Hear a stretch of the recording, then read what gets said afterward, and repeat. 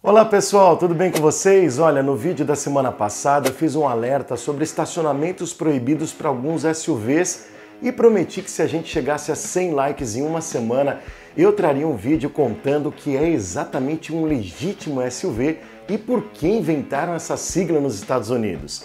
Para minha surpresa, o vídeo teve mais de 100 likes em menos de uma hora. Então, como aqui no Instante Volante, promessa é dívida, vamos que vamos nessa história porque ela é boa mesmo. Simbora!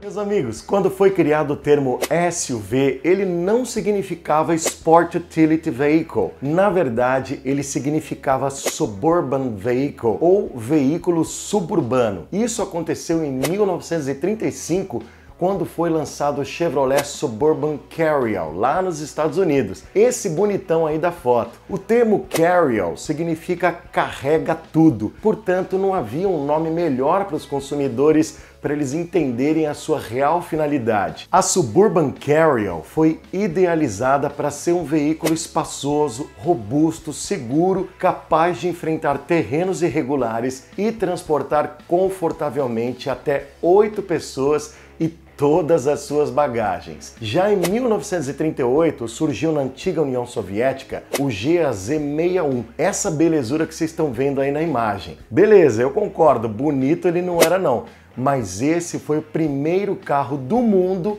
com tração nas 4 rodas. Uau!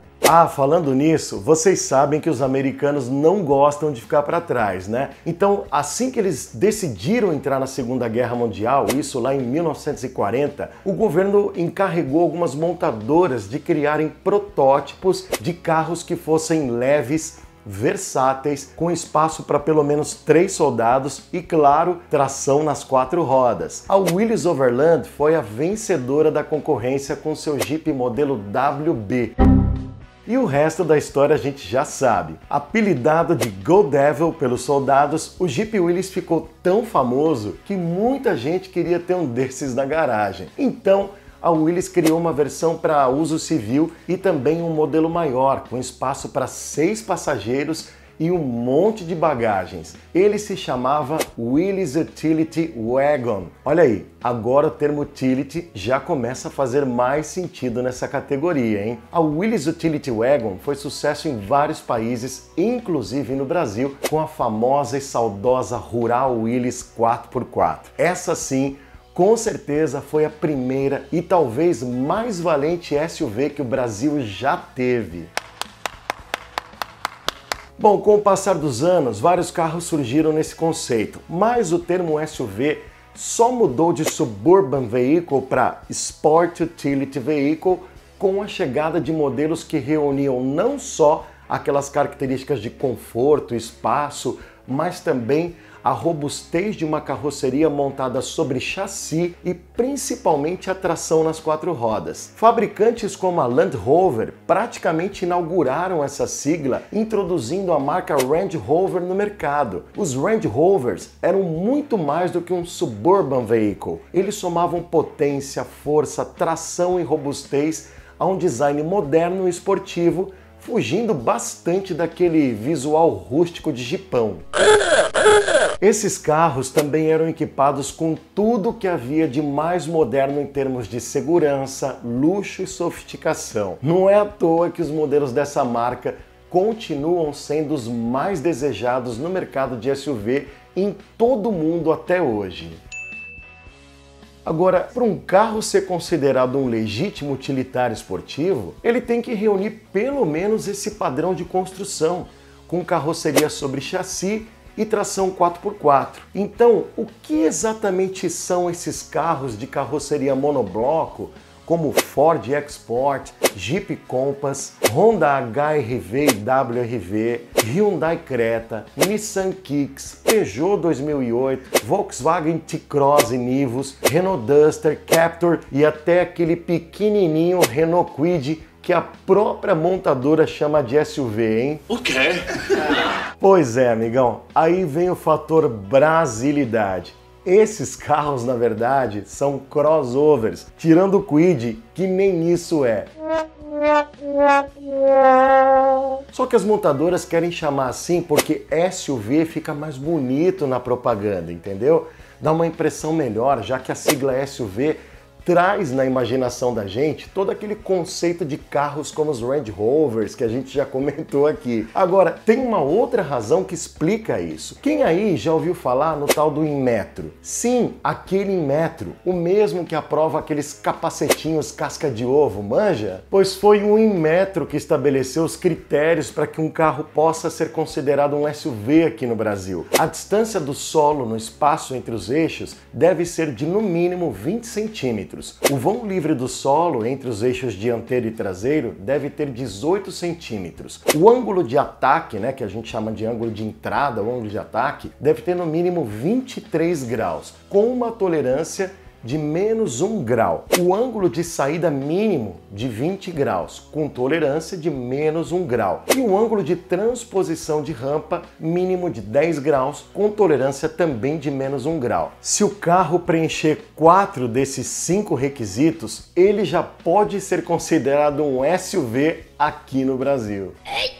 Mas tem outros critérios interessantes aí. Se o carro for equipado com tração nas 4 rodas, ele precisa vir de série com pneu de uso misto e um ângulo de entrada mínimo de 25 graus, com tolerância também de menos 1 grau. Ângulo de transposição de rampa no mínimo de 14 graus, também com a mesma tolerância de menos 1 grau. Essas medidas explicam a razão de compactos como o Renault Kwid poderem pertencer a essa lista de SUVs. Ele preenche 4 desses 5 requisitos. Tem vão livre de 18 centímetros, ângulo de entrada de 24 graus, ângulo de saída de 40 graus e transposição de rampa de 9 graus. Mas a gente sabe que não é bem assim. O Kwid é um subcompacto que não tem recursos para enfrentar um terreno off-road. Aliás, nem pneu misto ele tem.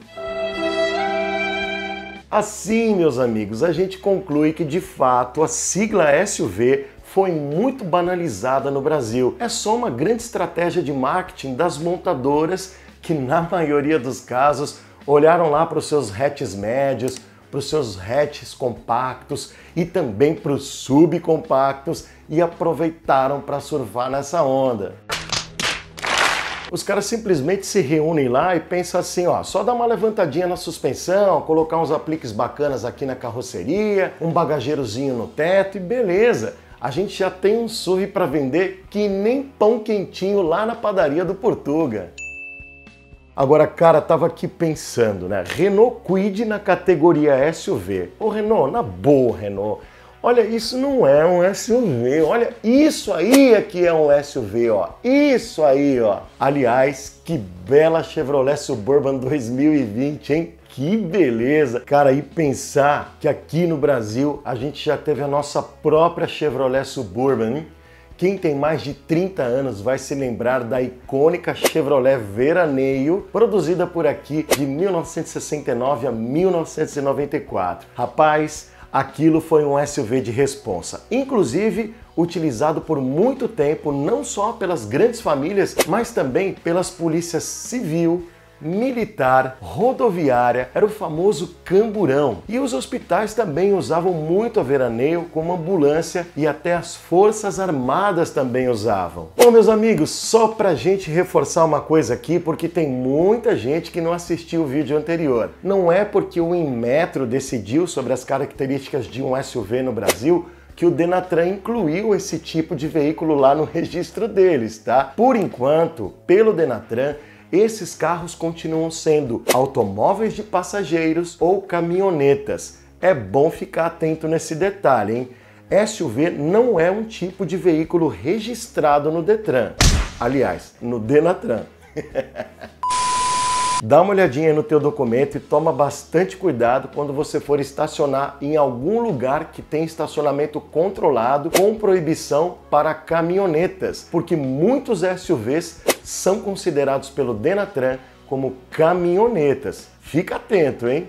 Pessoal, eu espero que vocês tenham gostado da história dos SUVs no mundo todo. Espero também ter esclarecido algumas dúvidas e, claro, eu espero que vocês compartilhem esse vídeo nos seus grupos de WhatsApp aí com os amigos, com os familiares e claro, não esquece de dar aquele joinha super importante para ajudar o Instante Volante a sobreviver aqui no YouTube. Se você ainda não for inscrito aqui no canal, já clica aí no vermelhinho e no sininho de notificações. Assim você vai fazer parte dessa turma sensacional de amigos aqui do Instante Volante. Pessoal, um super abraço, saúde e sucesso para todos nós!